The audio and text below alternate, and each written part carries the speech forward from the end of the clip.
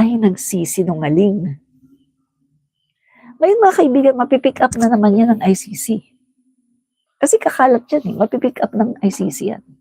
At malalaman ng ICC na nagsisinungaling si Koopman.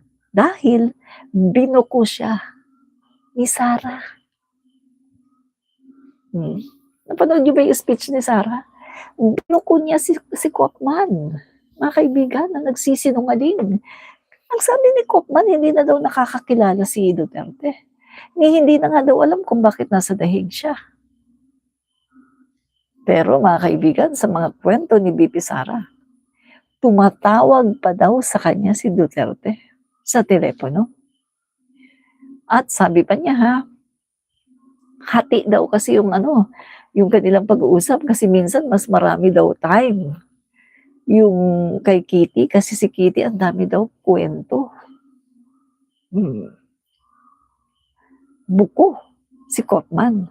So hindi pala totoo na si Duterte ay meron ng Alzheimer's. Hindi pala totoo na nakakalimot na si Duterte. So buko na naman siya.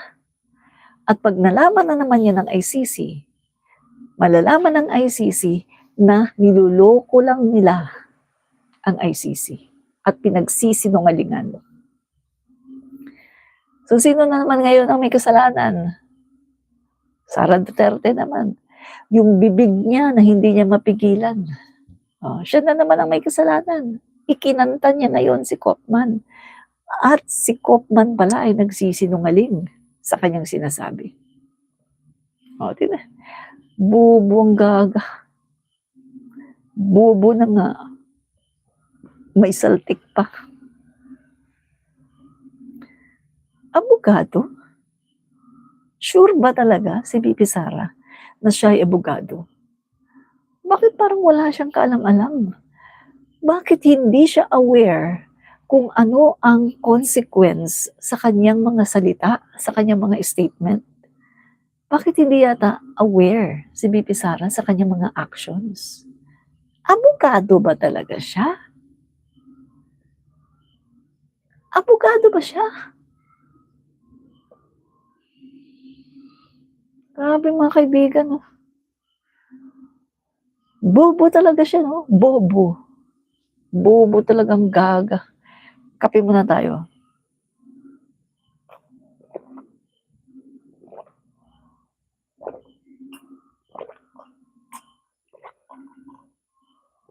Coffee.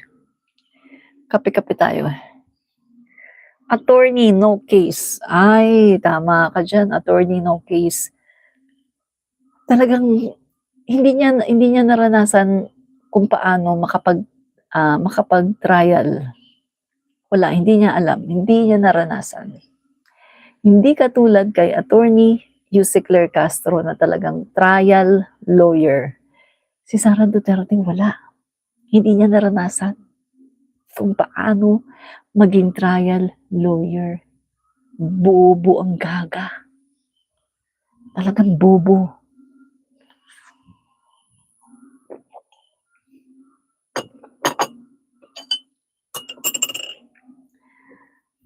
Ito pa. So, yun na. Ano na ngayon? September 22. Bukas September 23. Pag-uwi ni Sara dito, bigo na naman siya. Mga kaibigan, lagi na lang siyang bigo, Hindi na siya nagwagi. Bigo siya palagi, mga kaibigan. Siya ay pinanganak na malaking bigo. Bigo. At bigo pa rin. Bigo sa pag-ibig, bigo sa politika, bigo kay PBBM, hindi siya pinansin ni PBBM, hindi pinansin ni PBBM ang kanyang pag-ibig na inaalay kay PBBM kasi si PBBM may mahal na mahal at Elisa Marcos lang ang mahal ni PBBM. So bigo si Sara Duterte. Hindi siya pinansin. Ang akala ni Sara Duterte ay mahal siya ni PBBM.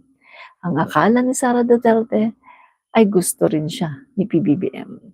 Pero hindi siya pinatulan, kaya galit na galit siya. Siya ay isang malaking bigo. Ano pa? Bigo din siya pagdating kay Speaker Martin.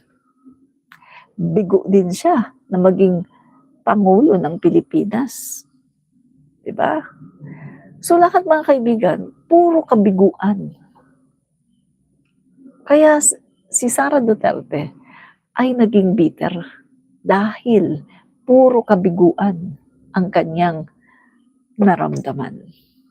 Bigo. Siya ay isang malaking bigo. Sabi ni daddy ko, screenshot ko ito at records, screen post ko sa mga SOCMED. Ay para hindi ka na mahirapan, huwag mong i-screenshot.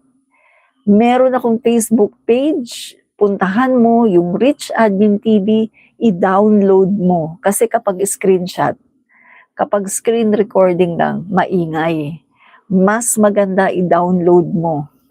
Hindi kita ika-copyright. I encourage you, Daddy Koy TV, i-download mo ito.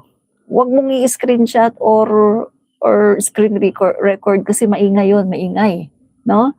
So, i-download mo, eto, at i-post mo sa iyong mga social media. Yan ang maganda.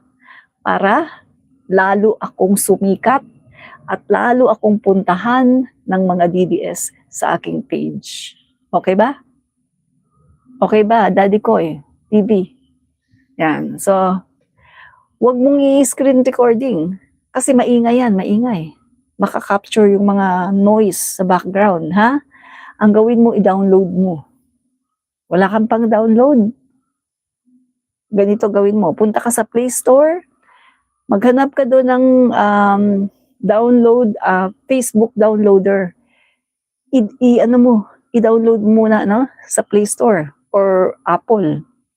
Mag-download ka ng Facebook downloader or video downloader. Pagkatapos, saka ka pumunta sa Rich Admin TV, hanapin mo ang aking video, no? May mga video ako doon, mga live, mga recorded, at yun, i-download mo lahat at i-post mo lahat sa iyong social media, okay? Hindi kita ika-copyright. Promise. Pasikatin mo ako lalo, ha? Okay. Okay na? Yan. So, yan, okay na. So, ngayon mga kaibigan, eto na.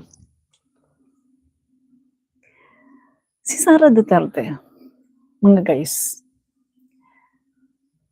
siya yung taong may narcissistic disorder, no? At siya rin yung tao na psychopath. Psychopath. May ganun, no? Antisocial, inamin naman niya antisocial.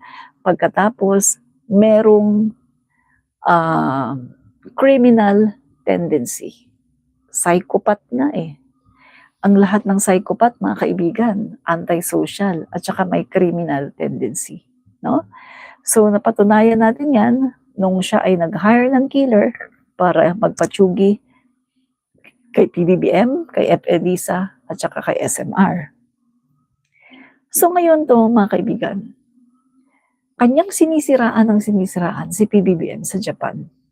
Sabi niya, kesyo si PBBM daw, ayaw daw umalis sa pwesto, patatalsikin na daw, malapit na daw yan. So yan mga kaibigan ang mga sinasabi nila na si PBBM ay malapit ng mapatalsik.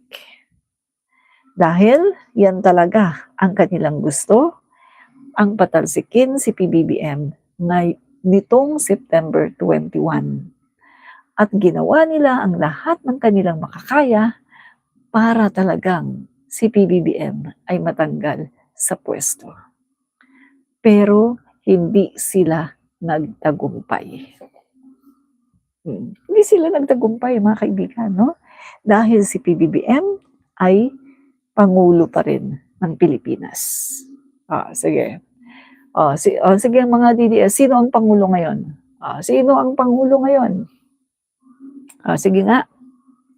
Sino ang Pangulo ngayon? Si PBBM, di ba?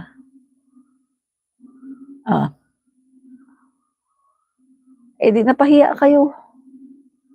Napahiya kayo. Kasi ang akala nyo, mapapalitan na si PBBM. Napahiya kayo. Ang lungkot ng buhay nyo, no? Mag-October na, si PBBM pa rin ang Pangulo ng Pilipinas. Ang lungkot ng buhay nyo, mga dong. Diba? Hindi nyo natanggal ang Pangulo namin. Ang lungkot ng buhay nyo.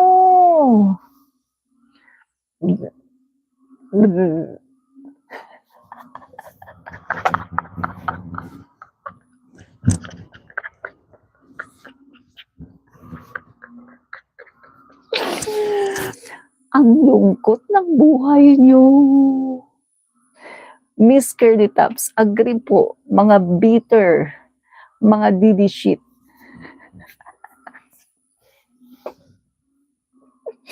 Correct ka dyan. Miss Curly Taps, tama talaga yung sinasabi mo, no? Talagang mga bitter talaga sila. Yan. Paulino Mordido, asang-asa si Sara sa Japan, na babalik siya, na siya ang Pangulo. Wahahaha.